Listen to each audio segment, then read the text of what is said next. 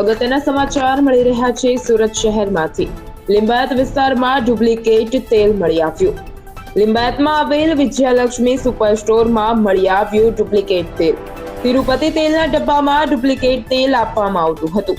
વેપારી એસોસિએશનને ફરિયાદ કરતા દરોડા પાડવામાં આવ્યા હતા, જેને પગલે લિંબાયત પોલીસને સાથે રાખી દરોડા પાડવામાં આવ્યા।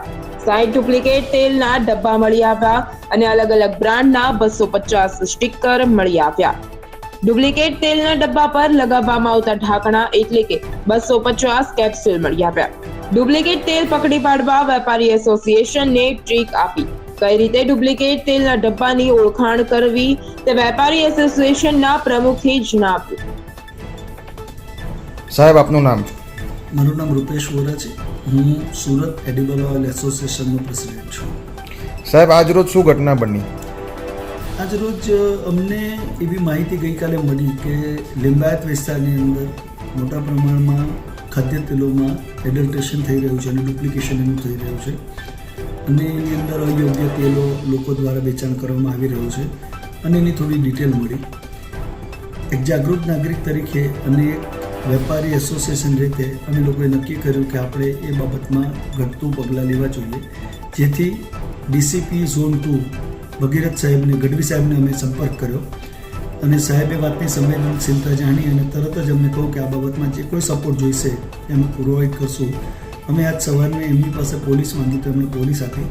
સાથે જ લિંબાયતના પીઆઈ શ્રી પઢેરિયા સાહેબ, એમણે પણ ખૂબ સારો સહકાર આપ્યો। એમણે પણ ત્યાંથી અમને લોકલ પોલીસ આપી અને જે કાયદા પ્રમાણે જોગવાઈ છે એ પ્રમાણે પોલીસને લઈ અને અમે જે તે વેપારીનું નામ મળ્યું તો એને ત્યાં તપાસ કરવા ગયા અને તપાસ કરવા જતાં ઘણી જગ્યા પર ગફલત માલુમ પડી।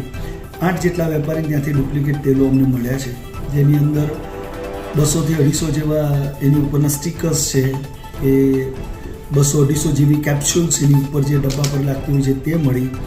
લગભગ 50 થી 60 ડુપ્લિકેટ ડબ્બા પણ મળ્યા છે, જે લિંબાયત પોલીસ સ્ટેશનમાં પોલીસે પોતાના કબજામાં લઈ અને આગળની કાર્યવાહી હાથમાં ધરી છે। જે લોકો ગ્રાહક છે એ લોકોને ઓરિજિનલ અને ડુપ્લિકેટ ડબ્બા વચ્ચે કઈ રીતે ફરક સમજાવવો જોઈએ? જો આપ સામાન્ય નાગરિક તરીકે આ બધાની ફરજમાં પણ આવે છે અને હું આપના માધ્યમથી ખૂબ મને આનંદ થશે જણાવતા માટે, કોઈ પણ ગુજરાતની અંદર ખાદ્ય તેલનો નવો ડબ્બો જે ભરવા માટે, ખાવા માટે નવો ડબ્બો લો છો, એની અમુક સાઇન છે। તમે સામાન્ય તકેદારી રાખશો તો ક્યારેય છેતરાશો નહીં।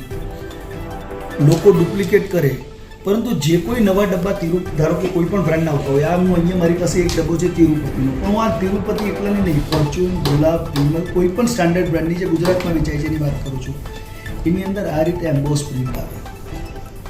જે બ્રાન્ડ હોય એ બ્રાન્ડનું એમ્બોસ પ્રિન્ટ આની અંદર હોવું જોઈએ।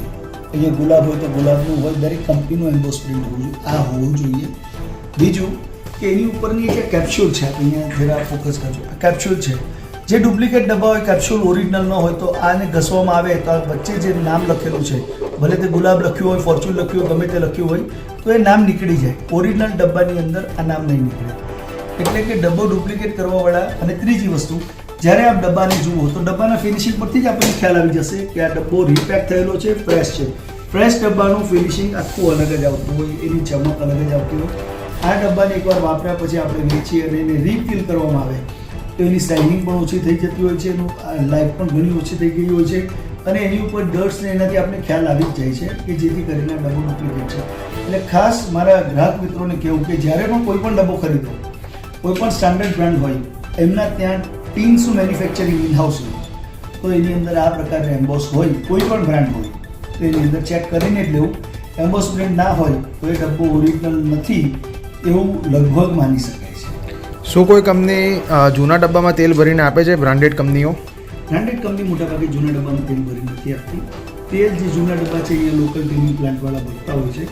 બ્રાન્ડેડ કંપનીઓ ક્યારે પણ રિફિલ એ નથી કરતી હોતી, એ લોકોના ત્યાં નિયમ જ છે એક પ્લેટ મંગાવ્યા પછી, કારણ કે આઈએસઓના નોર્મ્સ પ્રમાણે એ લોકોએ ફૂલ હાઇજીન મેન્ટેન કરવું પડે। એટલે ડબ્બો હોય કે તેલ હોય, બેમાંથી કોઈ પણ હ્યુમન ટચ ન થવું જોઈએ ઓર રીયુઝેબલ ન હોવું જોઈએ, એ ફૂડ એન્ડ ડ્રગ ડિપાર્ટમેન્ટનું નિયમ છે। અને એકોર્ડિંગ ટુ લો 2011 પછી સરકારનો કાયદો એવો લાગ્યો છે કે જૂના ડબ્બા ન વેચી શકો। આપણાથી હજી વેચાણ છે પણ કાયદેસર રીતે જૂના ડબ્બા વેચાણ પર પ્રતિબંધ છે. એટલે કોઈ પણ જે સ્ટાન્ડર્ડ કંપની છે એ જૂના ડબ્બામાં લેબલ લગાડીને ન આપતા હોય. Nikhil Mishra, GTV news, Surat.